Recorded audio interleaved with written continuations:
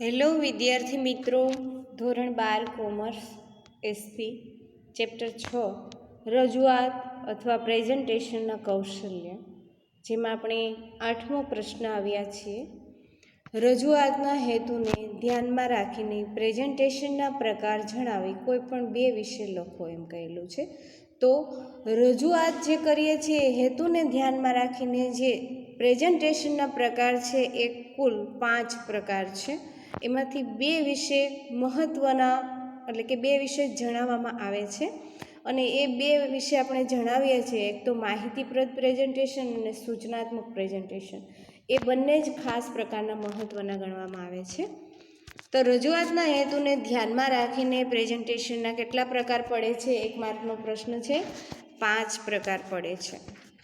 પહેલો પ્રકાર છે એની અંદર માહિતીપ્રદ પ્રેઝન્ટેશન, બીજું છે સૂચનાત્મક પ્રેઝન્ટેશન, ત્રીજું છે જાગૃતિ લાવનાર પ્રેઝન્ટેશન અને ચોથું છે દરેક દ્વારા, એટલે કે રજૂઆત કરવામાં આવે છે સમજાવનાર પ્રેઝન્ટેશન કહી શકાય, અથવા તો પાંચમો પ્રકાર છે નિર્ણયાત્મક પ્રેઝન્ટેશન, એટલે કે નિર્ણય લેવામાં આવેલો હોય છે એટલે એ. પણ જે આપણે અહીંયા મહત્ત્વના બે પ્રકાર દર્શાવવામાં આવ્યા છે એ છે માહિતીપ્રદ પ્રેઝન્ટેશન. તો પહેલો પ્રકાર આપણે જોઈએ. જ્યારે કોઈ પણ વિષયને કે હેતુને લગતી માહિતી ટૂંકમાં અને મુદ્દાસર વ્યવસ્થિત રીતે આપવામાં આવે કે સમજાવવામાં આવે છે ત્યારે તેને રજૂઆતની જે માહિતી છે એ માહિતીપ્રદ પ્રેઝન્ટેશન તરીકે ઓળખવામાં આવે છે. રજૂઆત સૌથી અગત્યનો મુદ્દો ગણવામાં આવે છે, જેની અંદર ઓછામાં ઓછા, એટલે કે અગત્યના મુદ્દા તરફ એ આગળ ગતિ કરે છે. જ્યારે આપણે કોઈ પણ મુદ્દાઓ પર રજૂઆત કરવા જઈએ છીએ ત્યારે એ અગત્યના મુદ્દા ઉપર ગતિ કરવામાં આવે છે. જો સાંભળનાર વ્યક્તિ, એટલે કે શ્રોતાગણ પ્રેઝન્ટેશનને ધ્યાનથી સાંભળે અને સમજે તો એ ગૂંચવણોની શક્યતા ઓછી રહે છે એમ કહી શકાય છે. ઉદાહરણ તરીકે આપણે જોઈએ તો વર્ગખંડની અંદર શિક્ષક દ્વારા જે તે વિષયના કોઈપણ પ્રકરણમાં અંગે વિદ્યાર્થીઓને જે માહિતી આપવામાં આવે છે એ માહિતી રસપ્રદ પ્રેઝન્ટેશન તરીકે એને ઓળખવામાં આવે છે.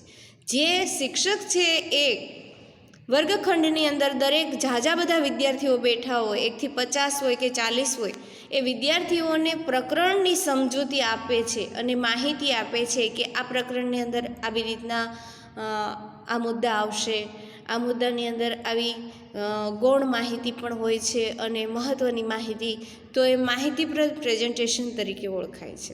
તેવી જ રીતે આપણે જોઈએ બીજું ઉદાહરણ, તો કે રસોઈની અંદર રસોઈ શો ગોઠવામાં આવે, એટલે કે યુટ્યુબની અંદર આપણે જોઈએ છીએ ઘણા બધા રસોઈના શો આવતા હોય છે. વાનગી અલગ અલગ બનાવવાની હોય એની રીત બતાવવામાં આવે છે. તો એ વાનગી તૈયાર કરવા અંગેની જે એક પછી એક માહિતી આપવામાં આવે, જેને ક્રમબદ્ધ માહિતી કહેવામાં આવે, તો એને માહિતીપ્રદ પ્રેઝન્ટેશન તરીકે ઓળખી શકાય છે. બીજો પ્રકાર એમનો સૂચનાત્મક પ્રેઝન્ટેશન. રજૂઆત કરતા, એટલે કે રજૂ કરનાર વ્યક્તિ જ્યારે કોઈ પ્રવૃત્તિ કે કાર્ય અંગે સાંભળનાર વ્યક્તિ, એટલે કે શ્રોતાગણને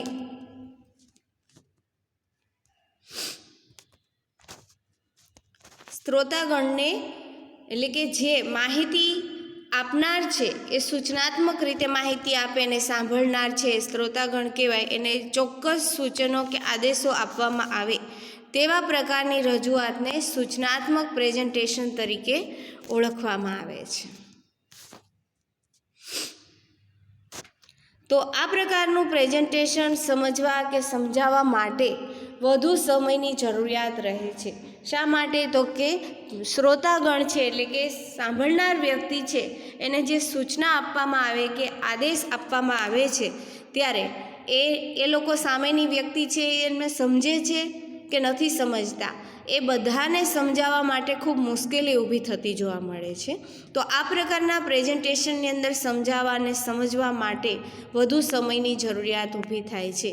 જો કે સાંભળનાર, એટલે કે શ્રોતાગણને આપેલા સૂચનો અને આદેશોનું એ સાંભળનાર વ્યક્તિ એનું પાલન કરે તો જે તે કાર્ય નિષ્ફળ જતું નથી એમ કહી શકાય, અને કાર્ય કરનારને વિશ્વાસ વધી જાય છે. એટલે કે જે કામ કરનાર વ્યક્તિ છે, જે કામ સોંપનાર છે, એને વિશ્વાસ વધે છે. ઉદાહરણ તરીકે આપણે જોઈએ તો 4 વ્હીલનું ડ્રાઇવિંગ કરવા જઈએ છીએ તો 4 વ્હીલનું ડ્રાઇવિંગ શીખવનાર અને શીખવનાર છે એમને સૂચન આપે છે, આદેશ આપે છે કે આ બાજુ ટર્ન કરવાની ગાડી, હોર્ન મારવાની, સ્પીડ બ્રેકર રાખવાનું સાથે. તો એ શીખનાર અને શીખવનાર વચ્ચે, એટલે કે શીખનારને આદેશ આપે અથવા તો સૂચન આપે છે. એક ચોક્કસ સૂચનો કે આદેશ આપવામાં આવતો હોય છે ને એ પ્રમાણે ડ્રાઇવિંગ શીખવાડે છે.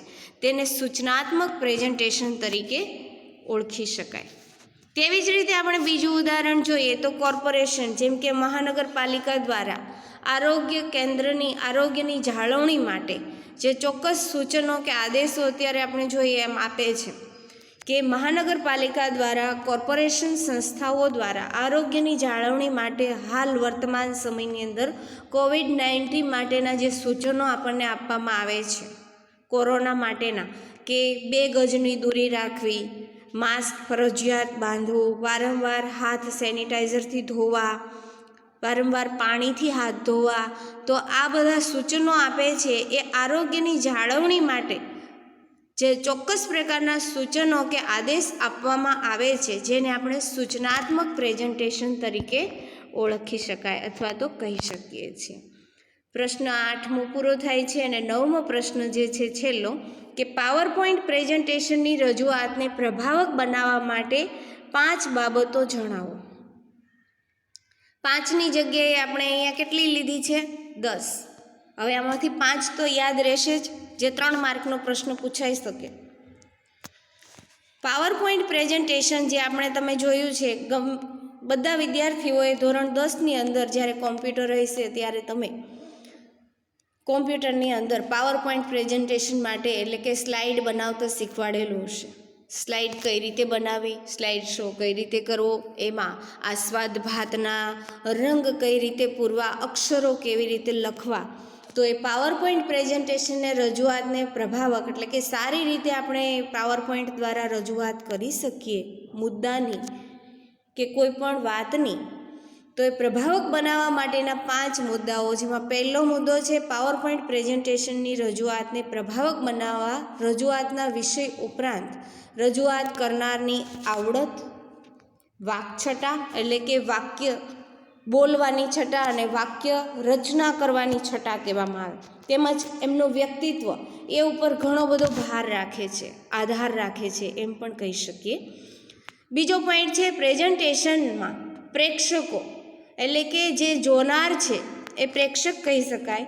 રજૂઆત પાવરપોઈન્ટ પ્રેઝન્ટેશન દ્વારા સ્લાઇડ શોની કરીએ છીએ તો એ પ્રેક્ષકો સામે બેઠા છે એ કેન્દ્ર સ્થાને હોવા જોઈએ. એ બધાને ધ્યાનમાં રાખીને આપણે પાવરપોઈન્ટ પ્રેઝન્ટેશન સ્લાઇડ તૈયાર કરવાની આવે છે. ત્રીજો પોઈન્ટ છે પ્રેઝન્ટેશન પ્રેક્ષકોને જકડી રાખે એવું હોવું જોઈએ. એટલે કે જ્યારે આપણે પ્રેઝન્ટેશન રજૂઆત કરીએ છીએ પાવરપોઈન્ટ દ્વારા, ત્યારે જોનાર વ્યક્તિને જકડી રાખે, એ સ્તબ્ધ બની જાય અને જોવે, સાંભળે. એમાં આપણે જે કંઈ સૂર મૂકેલા હોય, વાક્યરચના મૂકેલી હોય, રંગભાત મૂકેલી હોય, સ્લાઇડ ઉભરી આવતી હોય, એ રીતનું આપણે દર્શન કરાવીએ તો એ કેન્દ્ર સ્થાને હોવા જોઈએ, એની સાથે પ્રેક્ષકોને જકડી રાખે જોવા માટે, એવું પ્રેઝન્ટેશન હોવું જોઈએ. ચોથો પોઈન્ટ, પ્રેઝન્ટેશન છે એ મુદ્દા અને તર્કબદ્ધ રીતે આગળ વધવું જોઈએ. મુદ્દાસર પ્રેઝન્ટેશન રજૂ કરવાનું અને તર્કબદ્ધ રીતે એક પછી જો એક મુદ્દાની રજૂઆત થઈ તો એ મુદ્દાનો કડીરૂપ સાંકળી રાખે બીજો મુદ્દો સંકળાયેલો હોય, એ રીતે તર્કબદ્ધ રીતે આગળ વધે. 5મો પોઈન્ટ છે રજૂઆત કરતા એટલે કે જે રજૂઆત કરનાર વ્યક્તિ છે એમનો પહેરવેશ, તેનો મોભો એટલે કે તેમનો પ્રભાવ, ઇમ્પ્રેશન, અને તેમનો બાહ્ય દેખાવ, હોદ્દો કહેવામાં આવે એ, અને બાહ્ય દેખાવ એટલે કે એમની ઇમ્પ્રેશન, પ્રભાવ પડે એને અનુરૂપ હોવું જોઈએ પ્રેઝન્ટેશન. છઠ્ઠો મુદ્દો છે રજૂઆત કરતાંએ પ્રેક્ષકોને ચહેરાના હાવભાવ ઉપરથી અને નજર મેળવીને વાત કરવી જરૂરી છે. જ્યારે પાવરપોઈન્ટ દ્વારા રજૂઆત કરવામાં આવે છે પ્રેઝન્ટેશનની, ત્યારે પ્રેક્ષકો છે એના ચહેરા ઉપરનો હાવભાવ રજૂઆત કરતા છે એને અને એમની નજર સામે નજર મેળવીને રજૂઆત કરતા હોવા જોઈએ, જેનાથી એ વ્યક્તિને જકડી રાખે છે અને એમને ઇમ્પ્રેસ કરે છે. 7મો પોઈન્ટ છે, રજૂઆત કરતાંએ શબ્દનો સ્પષ્ટ રીતે ઉચ્ચારણ કરવું જોઈએ, યોગ્ય જગ્યાએ અટકવું પણ જોઈએ અને આરોહ અવરોહ પર પણ ધ્યાન રાખવું જોઈએ. આ ન આવ્યો છે એ રોંગ છે. આરોહ અવરોહ, યોગ્ય જગ્યાએ અટકવાનું, જ્યારે આપણે વાક્ય પૂર્ણ કરીએ ત્યારે સ્પષ્ટ ઉચ્ચારણ શબ્દનો કરવાનો હોય છે. 8મો પોઈન્ટ, રજૂઆત કરતાનો અવાજ સાંભળી શકાય એટલો ઊંચો અને પ્રભાવશાળી હોવો જોઈએ. એટલે કે જ્યારે જેમ તમને અમે વિડીયો અત્યારે આપીએ છીએ એની અંદર અમે જે તે શબ્દ છે એનો ઉચ્ચાર વ્યવસ્થિત થતો હોવો જોઈએ, અમારો અવાજ અને એ તમે જે સાંભળો એ પ્રભાવિક હોવું જોઈએ એમ કહી શકાય. તો એવી જ રીતે રજૂઆત કરતા છે એ પ્રેઝન્ટેશન દ્વારા, પાવર પોઈન્ટ દ્વારા સામેની વ્યક્તિ એટલે કે પ્રેક્ષકોને અવાજ સાંભળી શકે એવો ઊંચો હોય અને પ્રભાવશાળી હોવો જોઈએ. 9મો પોઈન્ટ છે, રજૂઆત કરતાંએ પ્રેક્ષકોને શક્ય હોય એટલા વધુ પ્રશ્નોના ઉત્તર આપવા જોઈએ. એટલે કે પ્રેક્ષકો બેઠા છે અને પાવર પોઈન્ટ પ્રેઝન્ટેશન દ્વારા એ રજૂઆત કરે છે, તો રજૂઆત કરતાંએ સામે બેઠેલા પ્રેક્ષકો, સાંભળતા પ્રેક્ષકો, જોતા પ્રેક્ષકો એને શક્ય હોય એટલા જે પ્રશ્નો પૂછે છે એમના ઉત્તર આપવા જોઈએ. 10મો પોઈન્ટ છે, પ્રેઝન્ટેશન કરતાં પહેલાં તેનો આખો મહાવરો તપાસી લેવો જોઈએ. જ્યારે આપણે કોઈ પાવર પોઈન્ટ દ્વારા હોય કે લેખિત પ્રેઝન્ટેશન હોય કે મૌખિક હોય, પણ એ માટે આપણે કયા શબ્દનો અને કઈ રીતે એનું ઉચ્ચારણ કરવું એ શબ્દનું, એ પહેલાં આખી રજૂઆત એક વખત જોઈ લેવી જોઈએ. એવી જ રીતે પાવર પોઈન્ટ પ્રેઝન્ટેશન દ્વારા જે આપણે સ્લાઇડ બનાવીએ છીએ, સ્લાઇડની અંદર પહેલાં આપણે સીધી રજૂઆત સ્લાઇડ શો ન કરવો જોઈએ, પણ પ્રેઝન્ટેશન કરતાં પહેલાં એ આપણે જે મુદ્દા ઉપર રજૂઆત કરવી છે એ મુદ્દાને તપાસવો જોઈએ. અહીંયા પ્રશ્ન બંને પૂર્ણ થાય છે. હવે આની પછી આપણા અહેવાલો આવશે.